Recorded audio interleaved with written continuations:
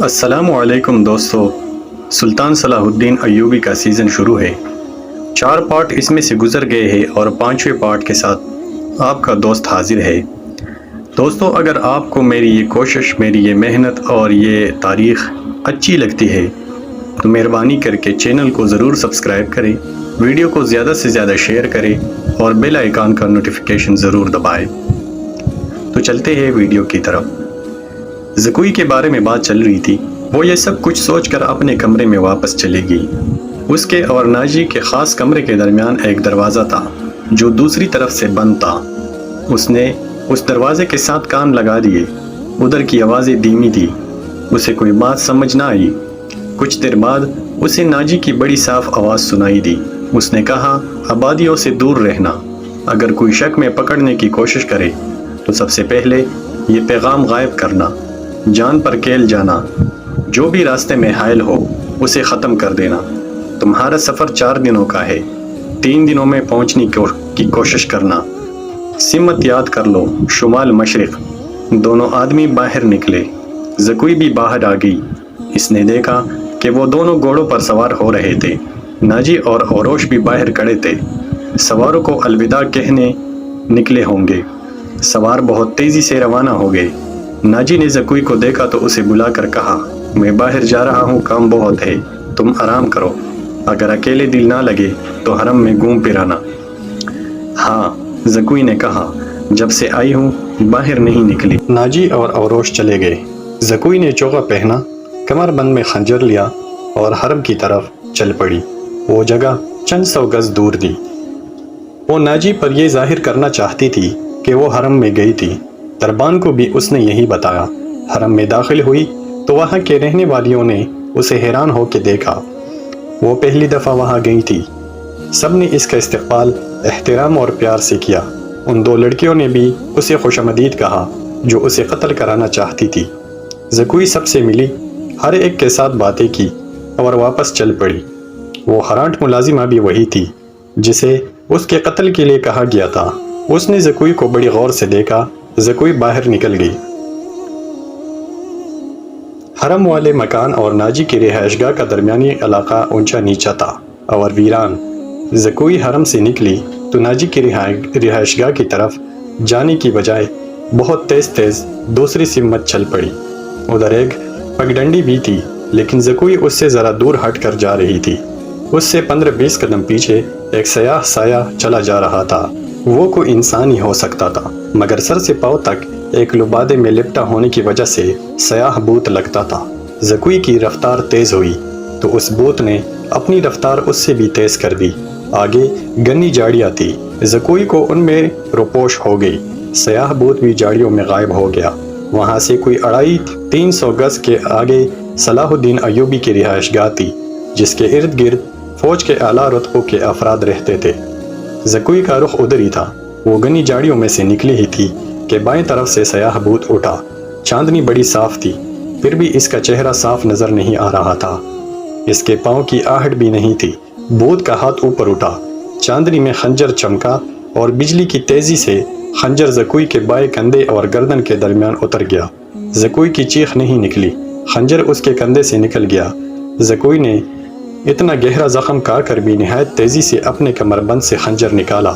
بھوت نے اس پر دوسرا وار کیا تو زکوئی نے اس کے خنجر والے بازو کو اپنے بازو سے روک کر اپنا خنجر بھوت کے سینے میں گھوم دیا۔ اسے چیخ سنائی دی جو کسی عورت کی تھی۔ زکوئی کو اپنا خنجر کھینچ کر دوسرا وار کیا جو بھوت کے پیٹھ میں اتر گیا تھا۔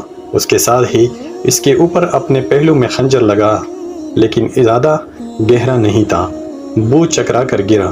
زکوئی نے یہ نہیں دیکھا کہ اس پر حملہ کرنے والا کون تھا۔ وہ دوڑ پڑی۔ اس کے جسم سے خون بہت تیزی سے بہہ رہا تھا۔ صلاح الدین ایوبی کا مکان اسے چند چاندنی میں نظر آنے لگا۔ آدھا فاصلہ طے کر کے اسے چکر آنے لگے۔ اس کی رفتار سست ہونے لگی۔ اس نے چلانا شروع کر دیا، علی ایوبی، علی ایوبی۔ اس کے کپڑے لال سرخ ہو گئے تھے اور وہ بڑی مشکل سے قدم گھسیٹ رہی تھی۔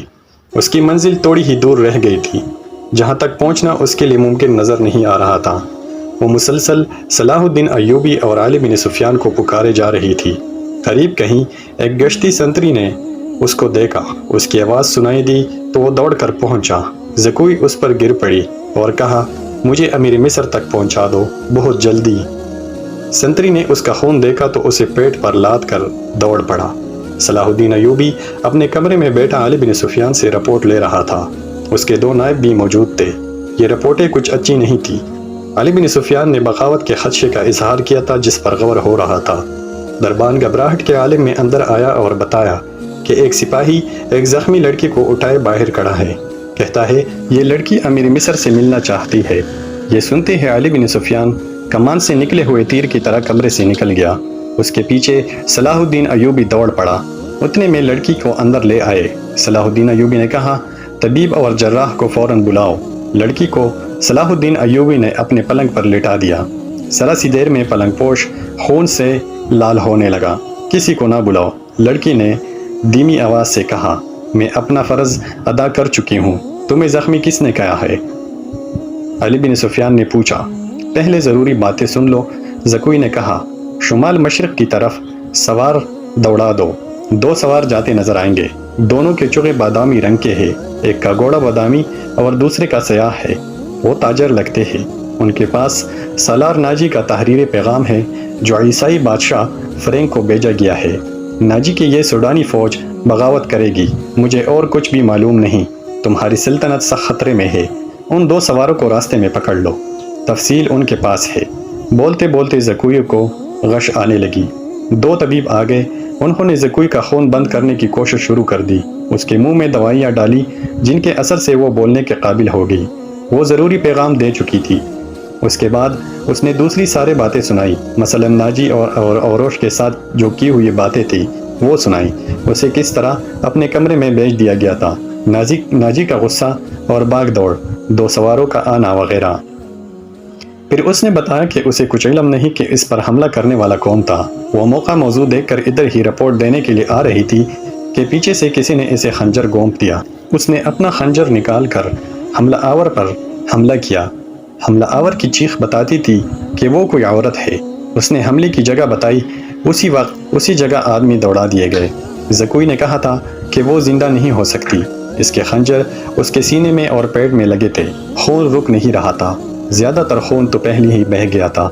زکوئی نے صلاح الدین ایوبی کا ہاتھ پکڑا اور چوم کر کہا، اللہ آپ کو اور آپ کی سلطنت کو سلامت رکھے۔ آپ شکست نہیں کھا سکتے۔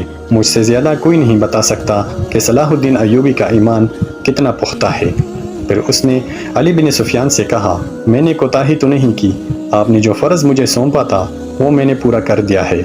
تم نے اس سے زیادہ پورا کیا ہے۔ علی بن سفیان نے اسے کہا، میرے تو وہم گمان بھی نہ تھا کہ ناجی اس حد تک خطرناک کارروائی کرے گا اور تمہیں جان کی قربانی دینی پڑے گی۔ میں نے تمہیں صرف مخبری کے لیے وہاں بھیجا تھا۔ کاش میں مسلمان ہوتی۔ زکوئی نے کہا۔ اس کے آنسو نکل آئے۔ اس نے کہا، میرے اس کام کا جو بھی معاوضہ دینا ہے وہ میرے اندھے باپ اور سدا بیمار ماں کو دے دینا۔ ان کی معذوریوں نے مجھے 12 سال کی عمر میں رقاصہ بنا دیا تھا۔ زکوئی کا سر ایک طرف ڈھلک گیا، آنکھیں آدھی کھلی رہ گئی اور ہونٹ اس طرح نیم جیسے مسکرا رہی ہو۔ طبیب نے نبض پر ہاتھ رکھا اور صلاح الدین ایوبی کی طرف دیکھ کر سر ہلایا۔ زکوئی کی روح اس کے جسم سے آزاد ہو گئی تھی۔ صلاح الدین ایوبی نے کہا، یہ کسی بھی مذہب کی تھی، اسے پورے اعزاز کے ساتھ دفن کرو۔ اس نے اسلام کے لیے جان قربان کی ہے، یہ ہمیں دھوکہ بھی دے سکتی تھی۔ دربان نے بتایا کہ باہر ایک عورت کی لاش آئی ہے۔ جا کر دیکھا، وہ ایک ادھیڑ عمر کی عورت کی لاش تھی۔ جائے وقوع سے 2 خنجر ملے تھے۔ اس عورت کو کوئی نہیں پہچانتا تھا۔ یہ ناجی کے حرم کی ملازمہ تھی جس نے انعام کے لالچ میں زکوئی پر قاتلانہ حملہ کیا تھا۔ رات کو ہی زکوئی کو فوجی اعزاز کے ساتھ دفن کر دیا گیا اور ملازمہ کی لاش گڑا کھود کر دفنائی گئی۔ دونوں کو خفیہ طریقے سے دفنایا گیا۔ انہیں جب دفنایا جا رہا تھا، صلاح الدین ایوبی نے نہایت اعلیٰ نسل کے 8 جوان گھوڑے منگوائے اور 8 سوار منتخب کر کے انہیں علی بن سفیان کی کمان میں ناجی کے ان 2 آدمیوں کے پیچھے دوڑایا جو ناجی کا پیغام لے کر جا رہے تھے۔ زکوئی کون تھی؟ وہ مراکش کی ایک رقاصہ تھی۔ کسی کو بھی معلوم نہیں کہ اس کا مذہب کیا تھا۔ وہ مسلمان نہیں تھی، عیسائی بھی نہیں تھی، جیسا کہ کہا جا چکا ہے کہ علی بن سفیان صلاح الدین ایوبی کے انٹیلیجنس، جاسوسی اور سراغ رسانی کا سربراہ تھا۔ اسے دوسرے کے راز معلوم کرنے کے لیے کئی ڈنگ اختیار کرنے پڑتے تھے۔ صلاح الدین ایوبی اسے اپنے ساتھ مصر لایا تھا۔ یہاں آ کر معلوم ہوا کہ سوڈانی فوج کا سالار ناجی سازشی اور شیطان ہے۔ اس کے اندرونی خانہ حالات معلوم کرنے کے لیے علی بن سفیان نے جاسوسوں کا جال بچھایا تھا۔ اسے راز کی ایک یہ بات معلوم ہوئی تھی کہ ناجی حسن بن صباح کے فدائیوں کی طرح مخالفین کو حسین لڑکیوں اور حشیش سے پانستا ہے۔ علی بن سفیان نے تلاش بسیار کے بعد کسی وساطت سے زکوی کو مراکش سے حاصل کیا اور خود بردے فروش کا بہروف دار کر اسے ناجی کے ہاتھ بیچ دیا۔ اس لڑکی میں ایسا جادو تھا کہ ناجی اسے صلاح الدین ایوبی کو پھانسنے کے لیے استعمال کرنا چاہتا تھا، مگر خود ہی اس لڑکی کے دام میں پھنس گیا۔ پھنسا بھی ایسا کہ اس کے سامنے وہ اپنے نائب رسالدار کے ساتھ راز کی باتیں کرتا رہا۔ اس نے زکوی کو جشن کی رات صلاح الدین ایوبی کے خیمے میں بیچ دیا اور اسے اپنی فتح پر بے حد مسرور تھا کہ صلاح الدین ایوبی کا اس نے بت توڑ دیا ہے۔ اب وہ اس لڑکی کے ہاتھوں اسے شراب بھی پلا سکے گا اور پھر اسے اپنا مرید بنا لے گا۔ مگر اس کے فرشتوں کو بھی معلوم نہ ہو سکا کہ زکوی صلاح الدین ایوبی کی ہی جاسوسہ تھی اور اسے خیمے میں رپورٹیں دیتی رہی اور صلاح الدین ایوبی سے ہدایات لیتی رہتی تھی۔ اس کے خیمے سے نکل کر زکوی دوسری طرف چلی گئی تھی، جہاں اسے منہ سر لپیٹے ایک آدمی ملا تھا۔ وہ آدمی علی بن سفیان تھا، جس نے اسے کچھ اور ہدایات دی تھی۔ اس کے بعد زکوی ناجی کے گھر سے باہر نہ نکل سکی، اس لیے کہ وہ علی بن سفیان کو کوئی رپورٹ نہ دے سکی۔ آخر اسے موقع مل گیا اور وہ ایسی خبر لے کر وہاں سے نکلی جو خدا کے سوا کسی اور کو معلوم نہ تھی۔ یہ زکوی کی بدنصیبی تھی کہ حرم میں اس کے خلاف اس لیے سازش ہو رہی تھی کہ اس نے ناجی پر قبضہ کر لیا ہے۔ یہ سازش کامیاب ہو گئی اور زکوی قتل ہو گئی، لیکن وہ اطلاع پہنچانے تک زندہ رہی۔ اس کے مرنے سے کچھ عرصے بعد وہ معاوضہ جو علی بن سفیان نے اس کے ساتھ طے کیا تھا صلاح الدین ایوبی کی طرف سے انعام، اور وہ رقم جو علی بن سفیان نے ناجی سے بردے فروش کے بیس میں زکوی کی قیمت کے طور پر وصول کی تھی، مراکش میں زکوی کے معذور والدین کو ادا کر دی۔ موت کی اس رات کے ستارے ٹوٹ گئے اور صبح طلوع ہوئی تو علی بن سفیان 8 سواروں کے ساتھ انتہائی رفتار سے شمال مشرق کی طرف جا رہا تھا۔ عبادیہ دور پیچھے رہ گئی تھی۔ اسے معلوم تھا کہ فرینک کے ہیڈ کوارٹر تک پہنچنے کا راستہ کون سا ہے۔ رات انہوں نے گھوڑوں کو تھوڑی دیر آرام دیا تھا۔ یہ عربی گھوڑے تکے ہوئے بھی تازہ دم لگتے تھے۔ دور افق پر کھجور کے چند ایک درخت میں علی کو 2 گھوڑے جاتے نظر آئے۔ اس نے اپنی پارٹی کو راستہ بدلنے اور اوٹ میں ہونے کے لیے ٹیلوں کے ساتھ ساتھ ہو جانے کو کہا۔ وہ صحرا کا رازدان تھا، بھٹکنے کا اندیشہ نہیں تھا۔ اس نے رفتار اور تیز کر دی۔ اگلے 2 سواروں اور اس کی پارٹی میں کم و بیش 4 میل کا فاصلہ تھا۔ یہ فاصلہ طے ہو گیا مگر گھوڑے تک گئے تھے۔ وہ جب کھجوروں کے درختوں تک پہنچے تو 2 سوار کوئی 2 میل دور مٹی کے ایک پہاڑی کے ساتھ ساتھ جا رہے تھے۔ ان کے گھوڑے بھی شاید تک گئے تھے۔ دونوں سوار اترے اور نظروں سے اوجھل ہو گئے۔ وہ پہاڑی کے اوٹ میں بیٹھ گئے ہیں، علی بن سفیان نے کہا اور راستہ بدل دیا۔ فاصلہ کم ہوتا گیا اور جب فاصلہ چند 100 گز رہ گیا تو دونوں سوار اوٹ سے سامنے آئے۔ انہوں نے گھوڑوں کے سر پر دوڑنے کا شور سن لیا تھا۔ وہ دوڑ کر غائب ہو گئے۔ علی بن سفیان نے گھوڑے کو ایڑ لگا دی۔ تکے ہوئے گھوڑوں نے وفاداری کا ثبوت دیا اور رفتار تیز کر دی۔ باقی گھوڑے بھی تیز ہو گئے۔ پہاڑی کے اندر گئے تو دونوں سوار وہاں سے جا چکے تھے مگر دور نہیں گئے تھے۔ وہ شاید گھبرا بھی گئے تھے۔ آگے ریتلی چٹانیں تھیں، انہیں راستہ نہیں مل رہا تھا، کبھی دائیں جاتے کبھی بائیں۔ علی بن سفیان نے اپنے گھوڑے سے ایک سپ میں پلا دیے اور بھاگنے والوں سے 100 گز دور جا پہنچا۔ ایک تیر انداز نے دوڑتے گھوڑے سے تیر چلایا جو ایک گھوڑے کی اگلی ٹانگ میں لگا۔ گھوڑا بے قابو ہو گیا۔ تھوڑی سی اور بھاگ دوڑ کے بعد وہ دونوں گھیرے میں آ گئے۔ انہوں نے ہتھیار ڈال دیے۔ انہوں نے جھوٹ بولا، اپنے آپ کو تاجر کہا، لیکن تلاشی لی تو پیغام مل گیا جو ناجی نے انہیں دیا تھا۔ دونوں کو حراست میں لے لیا گیا، گھوڑوں کو آرام کا وقت دیا اور یہ پارٹی واپس ہوئی۔ صلاح الدین ایوبی بےتابی سے انتظار کر رہا تھا۔ دن گزر گیا، رات بھی گزرتی جا رہی تھی۔ آدھی رات گزر گئی، ایوبی لیٹ گیا اور اس کی آنکھ لگ گئی۔ سحر کے وقت دروازے پر ہلکی سی دستک ہوئی، اس سے آنکھ کھل گئی۔ دوڑ کر دروازہ کھولا، علی بن سفیان کھڑا تھا۔ اس کے پیچھے اس کے 8 سوار اور 2 قیدی کھڑے تھے۔ علی اور قیدیوں کو صلاح الدین ایوبی نے سونے کے کمرے میں ہی بلا لیا اور علی سے ناجی کا پیغام لے کر پڑھنے لگا۔ پہلے تو اس کے رنگ پیلا ہو گیا، پھر جیسے یک لخت خون جوش مار کر اس کے چہرے اور آنکھوں میں چڑھ گیا۔ ناجی کا پیغام خاصا طویل تھا۔ اس نے صلیبیوں کے ایک بادشاہ فرینک کو لکھا تھا کہ وہ فلاں دن اور فلاں وقت یونانیوں، رومیوں اور دیگر صلیبیوں کے بحریہ سے بحیرہ روم کی طرف سے مصر میں فوجیں اتار کر حملہ کر دے، اور حملے کی اطلاع ملتے ہی 50,000 سوڈانی فوج امیر مصر کے خلاف بغاوت کر دے گی۔ مصر کی نئی فوج حملے اور بغاوت کا بیک وقت مقابلہ کرنے کا قابل نہیں۔ اس کے عوض ناجی نے تمام تر مصر یا مصر کے بڑے حصے کی حکمرانی کی پیشکش دی تھی۔ صلاح الدین ایوبی نے پیغام لے جانے والے دونوں سواروں کو تہخانے کی قید میں ڈال دیا۔ اسی وقت اپنی نئی فوج کا دستہ بھیج کر ناجی کے 3 نائبین کو ان کے مکانوں میں نظر بند کر کے پہرا لگایا۔ ناجی کے حرم کے تمام عورتیں آزاد کر دی گئی۔ اس کے ذاتی خزانے کو سرکاری خزانے میں ڈال دیا گیا اور ساری کارروائی خفیہ رکھی گئی۔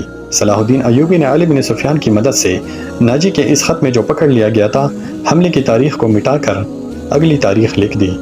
2 ذہین آدمیوں کو یہ پیغام دے کر شاہ فرینک کی طرف روانہ کیا گیا۔ ان آدمیوں کو یہ ظاہر کرنا تھا کہ وہ ناجی کے پیغمبر ہے۔ انہیں روانہ کر کے اس سوڈانی فوج کو مصری فوج میں ضم کرنے کا حکم روک لیا۔ 8ویں روز پیغمبر واپس آ گئے۔ وہ ناجی کا پیغام دے آئے اور فرینک کا جواب ناجی کے نام لے آئے تھے۔ فرینک نے لکھا تھا کہ حملے کی تاریخ سے 2 دن پہلے سوڈانی فوج بغاوت کر دے تاکہ صلاح الدین ایوبی کو صلیبیوں کا حملہ روکنے کی ہوش ہی نہ رہے۔ علی بن سفیان نے صلاح الدین ایوبی کی اجازت سے ان 2 پیغمبر کو نظر بند کر دیا۔ یہ باعزت نظر بندی تھی جس میں ان دونوں کے آرام اور بہترین خوراک وغیرہ کا خصوصی انتظام کیا گیا تھا۔